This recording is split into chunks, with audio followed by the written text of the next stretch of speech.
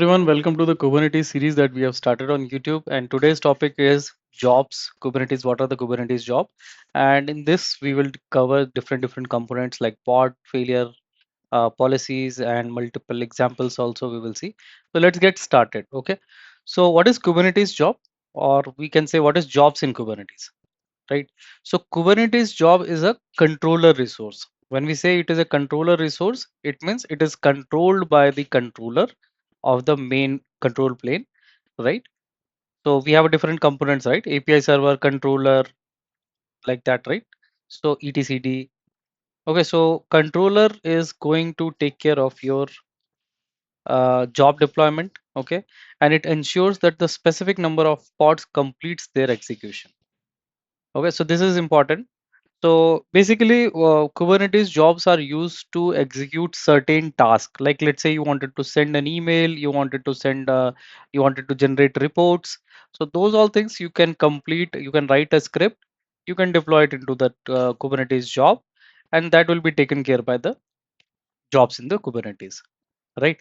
What it is extra saying here is, unlike deployments or the replica set. So replica set and deployment, we already know what it does.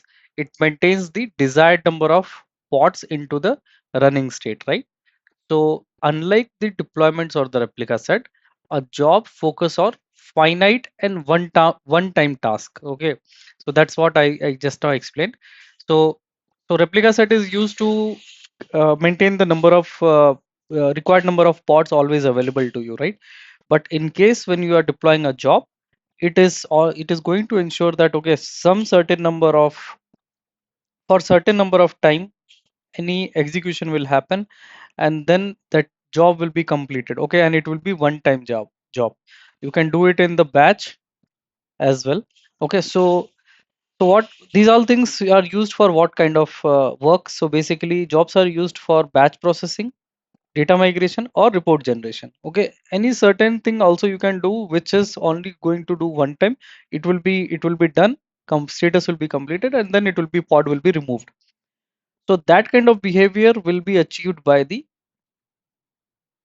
jobs, right? So I have written this uh, table. Also in this table you can see the differences between the pod and the deployment. So this says pod, jobs, and deployment, right? So what is pod? You know that, right? It is a single container. We can run, we can just create it and we can use it for our purpose. Okay, and it is controlled by the restart policies. Okay, restart logic is by the restart policy. Okay, there is no life cycle tracking. No, I mean, it will be created and it will be there for you unless you delete it. Okay, it is suitable for debugging and small task, right? So you can create it, you can exit into that pod, and you can do certain tasks, right? And then you can come out of that pod, you can delete those things you can do in the pod. Okay, when you create a job, it runs until the job is completed or it is marked as successful. Okay, so once it will be successful, it will be automatically removed. Okay, so there are some uh, parameters we have to declare. Let's say if you wanted to remove the job up or pod after 10 minutes or 120 seconds, let's say 2 minutes, then you can just mention the TTL and all. You can remove those things. We are going to see as those things as well in this discussion. Okay, so jobs is also controlled via backoffLimit and failure restart policy. We will see down the line. Okay, track successful completion. Basically, uh, it it will be active until unless the job is marked as completed or successful in the nature, right? You can do, if let's say if you get failed, you can add multiple restarts as well into the same job. So it will do 2 time 3 time restarts or 4 time, whatever number you'll mention, and then it will be if it is still failing, that it will be deleted. If you want if it is completed, then it will be marked as completed and then it will get deleted. Okay, so pods are used for, I mean, suitable for debugging and small tasks, whereas jobs are suitable for batch jobs, import export. You wanted to do some compute pipelines. Okay, you can do for your data migration. Why we are using for data migration? Because when we migrate, one time only we wanted to do, right? So that's why we use jobs also in the data migration thing, report generation as well. Deployments, we have already discussed a lot about deployments where replica sets are there, replica controller are there, and the deployment itself is there. So it is used to maintain the minimum number of required pods are always available for the node level. Okay, in the node or in a cluster, it will be always maintaining that one. Okay, it is controlled by the replica set, right? And then next is maintain desired state, right? It is going to maintain the desired state. It will be used for web servers, API, backend services, because you do not want your backend services to be unavailable at any point of time. You don't want any of your web servers to be down. So you can use those conditions, I mean, those scenarios in the deployments. Okay, what next here?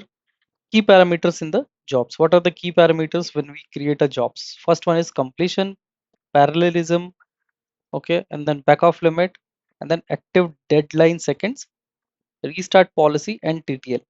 We also say as TTL, or you can say TTL seconds after finish. Okay, in short, we can say TTL. So what is completion? Okay, so total number of successful pods to finish the job. What is parallelism?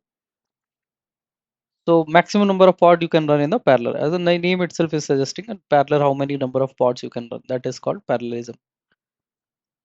Okay, so then backoff limit, number of retries allowed per failed pod. If a pod get failed, how many retries you wanted to get it, keep on retrying. That is called backoff limit. If you say 2 times, it will do 2 times. After that, it will fail and it will get deleted. Okay, active deadline seconds. So optional, this is optional in nature, optional timeout for the whole job.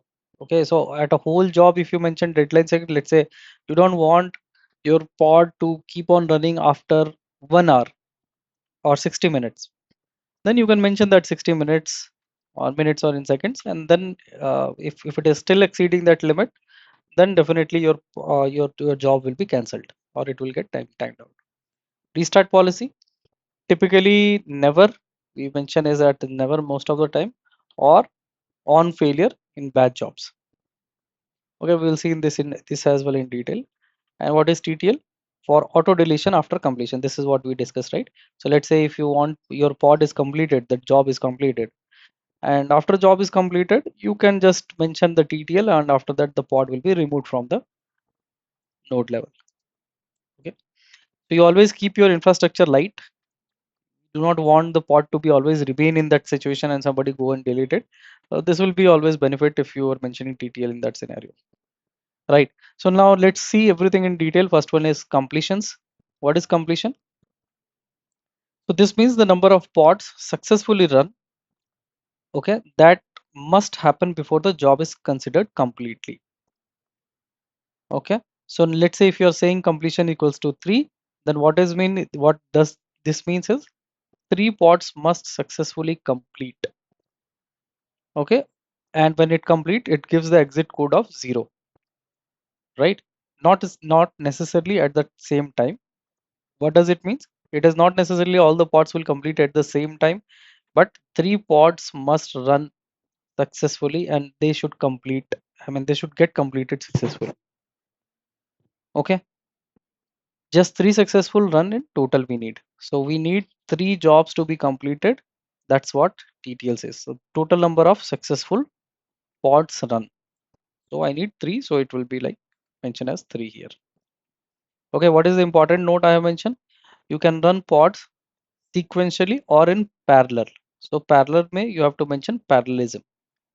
Okay, so even if the pod fails, for completions I'm telling, even if the pod fail, the job will retry until the 3 successful completions happen. So this is important, I think, and I think this will clear your doubts as well. So even if your pod is failing due to some reason, okay, next pod will keep on retrying, and I mean that will keep on retrying, and once the 3 pods will be completed, their job will be completed, then it will be removed. Okay, so what it is saying, let me read it again. Even if the pod fails, the job will retry until 3 successful completions happen. So how many successful completions have you want, that you want to mention here? So if you are running any report, So 3 times if you are mentioning, okay, 3 times it will execute and then it will be marked as completed. If completion is not set, the default is set to 1. If you are not mentioning anything, then it is going to run it only one time. What is parallelism?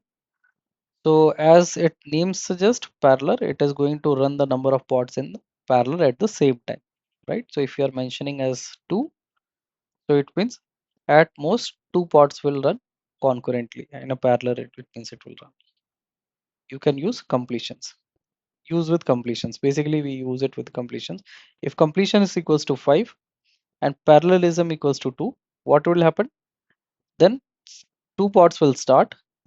Each pod, at each finishes, new one will be launched. Okay, so 3 times it will run, right? 2, then 2, and then one more. So it will become 5 until the fifth pod is succeeding, right? Important note, this allows you to control load on the cluster.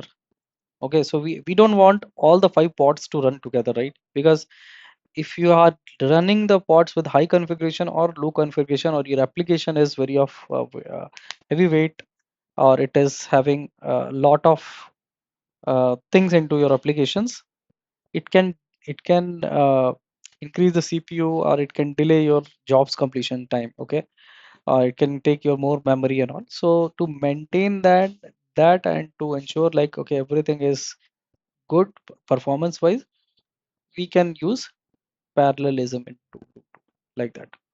For high performance, see here it is mentioned, for high performance batch jobs, set parallelism equals to completion. Okay, so this also you can mention. You can also update parallelism dynamically. So you can write a kubectl patch jobs and you can mention. So it will just scale it. Basically, it is imperative way of doing it. Okay, what is backoffLimit? This is the number of retries per pod before the job is marked as failed.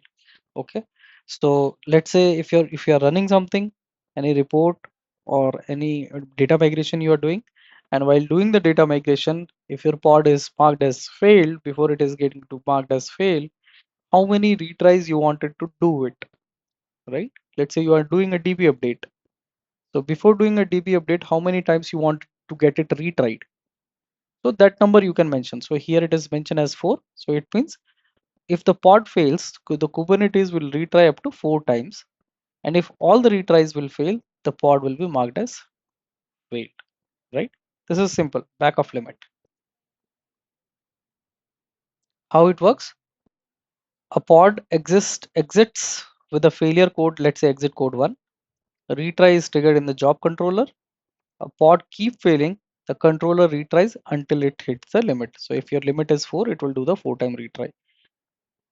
What is the important note? If you are using pod failure policy, okay, I will show you the YAML script as well. So if you're using pod failure policy, it may override this in some failure cases. Help avoid, basically it helps to avoid the infinite retries loop. So if you're mentioning it 4, 3, it will just only do that point of time, that number of retries. So infinite loop it will not do in case of bad configuration or non-recoverable logics. Okay, so this is important when you are doing a retry and your pod is failing. What is active deadline seconds? So active deadline seconds, right? So what does it means is it sets a time limit, okay, in seconds for a whole job lifetime. This is what we discussed in the previous also. So if your whole job exceeds 60 minutes or 1 hour of your time, maybe you need to mention in seconds, right? So it is mentioned here, it is in seconds, so you have to mention in seconds. And after this, if it is exceeding that limit of time, so in this case after 5 minutes, then your entire job will be cancelled. Okay, it will not run after that. So from the moment of the pod starts, so it will take from the time it started. So this means the entire job must finish including retries, right? This is important. Including retries, it should finish within the time limit you have mentioned here, that is within 5 minutes or 300 seconds, else it will be terminated. Okay, note this is useful when you have SLA or timeout policies. So this is very important when organizations track the SLA that they needs to complete the job or latency they have uh, within the time of they have certain goals. In that case, you have to mention that limit here, and after that the job will be automatically cancelled. Okay, what is next? All the active pods are and forcefully terminated when the time expires. Yeah, this is what we have discussed. Overrides, retries, and completion. So this is going to override retries and completions also. So within this point of time, if everything is retrying and completing or parallelism is happening, then it's fine. Otherwise, it will get terminated. Right? What is restart policy? So defines how the pod, defines how failed container inside the pod are restarted. It's very simple, right? Restart policy. So pods are running containers inside them. So it is telling like how containers inside the pods are restarted. That is something you have to take control by restart policy. So this allows values for job. So if you are mentioning as never, or you can mention on failure. So you can restart the container. Okay, sorry, restart the pods if the containers are failed. You want to keep, do you want to restart it? If you mention it never, it is not going to restart even if the container is failed. If you are mentioning it as on failure, then it is going to restart whenever a container is going to fail. So both the conditions will be taken care here. Okay, so in case of never, what happens? If the containers fail, pod will be marked as failed, right? It is not going to restart it, and new pod will be scheduled, right? On failure, so on failure, you restart it. That's a simple definition. So if a container fails, it will restart the same pod. Okay, if you do not want caching and all, you can use never, and if you can use this as well, because sometimes in retries it get passed, right? Okay, so best practice is always use restart policies equals to never, right? Why never? Because we don't want caching to happen sometimes. Okay, and it will take always fresh job. So why we take it with it's never with the job for clear retry tracking and logging. So always it will have a latest logs and tracking. Sorry. What is TTL seconds or TTL seconds after finish? So this is what we have discussed. So if you want your bot to be removed from the cluster completely, you need to mention this one. So if you are mentioning at 60 seconds, after 1 minute, your pod will be deleted completely. This means Kubernetes will, okay, let's read from here. What does it mean? TTL seconds after finished defines how long a job should stay in the cluster after it marked as completed, either successful or failed. Okay, so you will not be able to exit into it, you will not be able to log into it. So let's say if you have marked it as 60 seconds, then it will be removed from there and you will not be able to see some logs there. So in that case, you have to EVC and volumes you have to set up, and you have to store the reports that will be generated by the pods into the volume, because if the pod is removed, those all reports will be gone, right? So you need to take care of this, and this means the Kubernetes will garbage collect the job and its pod 60 seconds after its completion. Why we use it? Keep cluster clean with the old objects, right? So this helps manage memory and object count. So this is very important. That's what we have discussed somewhere in the top. Like we need to keep our cluster and our environment light. So after the job is completed, we should remove as well. Okay, so now it's time to learn everything in one. We need to keep it in one. So let's keep this in single page. Okay, so what we are going to learn is we are going to keep it in everything in same box, everything in one place. So now you see how it is, how the YAML script is in a declarative way it is created. Okay, so you have to mention kind equals to job. Okay, and the API version will be batch/v1. Okay, so this is important. This is not a pod or deployment. So this time the object will be of kind job. This is the name of the job, and under the spec you can mention all these information. How many completion, how many parallel job, backoff limit, what is your backoff limit, we just discussed, active deadline in seconds, okay, and what is TTL. Okay, then you can mention template. Under the template you can mention restart policy. Under the again spec section you can mention the restart policy. Container, which image you want, that we already know. Like under the containers we mention the image of the container. Okay, so I think we are about the end of the discussion, right? Some Q and A's we will take. Okay, next is recap what we have learned. So completions, what completions tells the total successful runs.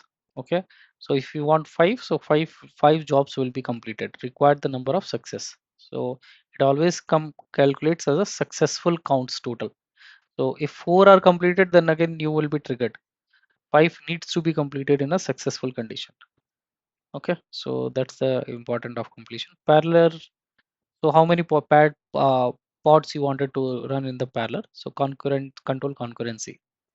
Okay, backoff limit, how many retries you want? Retry on the pod failure. So you want 3 times, 2 times, 1 time, that you can mention. By default it is 1. Okay, so active deadline second. I mean by default it is 0. I mean if pod will fail, sorry, if I said 1, it is not going to retry even once.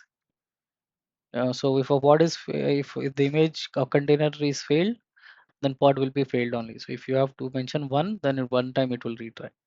So active deadline in seconds means timeout. Okay, this is the hard time for the, and it is going to overwrite all these things. If you mention 600 seconds, that means after before 5 minutes only everything should be completed, otherwise whole job will be terminated. Restart policy, you want never or on failure, that you can discuss whenever your container fails, what restart policy you are setting up. TTL means cleanup, basically it will auto deletes everything, and after 120 minutes, that is 2 minutes, everything is going to be cleaned up, right? So this is what about the TTL. Okay, so let's discuss about this. What is the job life cycles? First it will be created, then active pod will run, then pod will either succeed or fail, then on successful it will be marked as completed, right? In the end everything should be either completed. If it is successful it will be marked as completed. If it is failed, then it will be failed here itself. Okay, if the TTL mentioned that it will be cleaned up after the specified number of seconds. What happens, let's take few question and answers also, which can be asked in your interviews or in your it is important to understand as well. So what happens when a job completes? Okay, when a job completes, right, all the pods that are succeeded remain unless the TTL is mentioned and specified. So this we have discussed, right? So if a job is completed and you have not mentioned TTL, then your pods will remain in the same position. But if you are mentioning the TTL seconds after finish, then after that much seconds it is going to be removed. The job status becomes complete and can be verified with the Kubernetes commands.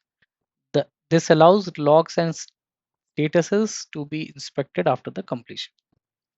Okay, but please mind that if you are mentioning TTL, the pod will be removed and you will not be able to save the logs. In that case, you have to create a volumes and you have to save those reports in some other place after the job is completed. What happened? A pod is failed. Okay, so if a restart policy is never, which is recommended, a new pod is created, right? That's what we have discussed. If the retry policy is marked as on failure, then it will do the restarts on whenever it is failing.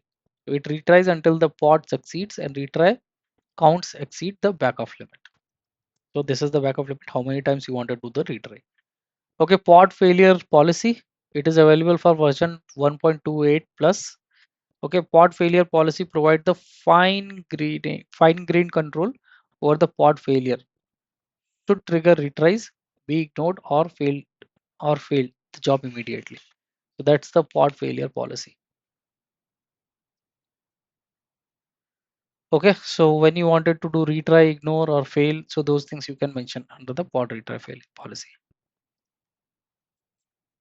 Okay, so let's see with the example as well also. So you are creating a pod or job. Basically you are creating a job and name of that job is pod failure policy. You see completion is 1, so one time it needs to be successfully. BackoffLimit 4 times you wanted to do the retry. Pod failure policy. Okay, so you have to mention some rules here. Okay, so this is going to give some more uh, control to the developer or the administrator person who is taking care of the job. So when you are mentioning pod failure policy, rule can be on exit code, okay, and the value is 1, then you do what action you are specifying, that is retry. On exit code 2, you can mention different exit codes, you ignore it. On exit code 3, you fail the job. So like that you can create multiple things. Okay, so this is just simple thing under the spec you are mentioning the restart policy. Okay, what is the use case of this pod failure policy? This can be used for data processing pipelines, ETL and DB migrations, certificate generation, infrastructure initialization, large scale import and report generations. Okay, so ensures completion despite node failure. Use restart policy equals to none. Configure backoffLimit appropriately. Use node selector all tolerations. You can select tolerations as well. Leverage pod failures for a smart retry. Use TTL. Okay, so even if the node is going to fail, you can use these kind of policies in your system. Okay, so that will ensure like, okay, despite the node failure, your jobs can be completed. So there are some more common interviews questions can be asked, like what is the difference between the job and deployment? We have already discussed. How so basically job will be taking care of one-time activity. Deployments will be ensuring like, okay, it will is always available. So if you remember in the table on the top, we have discussed this. Okay, let me show you quickly. Okay, so it is going to be one time until it is marked as successful, and in the deployments it is going to maintain the X number of replicas available always. So it will be used for web APIs, web servers APIs, and backend services. This will be more used for report export, compute pipelines, data migration, or report generations. Right, now let's go here. What is the next question? How do you configure the retry logic? So you already know. So you can do the retry logic using backoffLimit, right? That's what we have learned. So if you trigger the backoffLimit, the number of retries you can do, right? So you have to mention how many backoffLimits you wanted to mention. Okay, what happened when a job fails? So if it is failing, then pod will be marked as, the job will be marked as fail, and if you are mentioning as TTL, then the pod will be rebooted. If it is not mentioned, TTL seconds is not mentioned after the fail, then it will be available. So you should clean up after mentioning TTL seconds as well. Okay, so these are some questions. What is the purpose of completion and parallelism? So this is all we have discussed. Feel free to read through this table as well. Thank you guys and have a great day.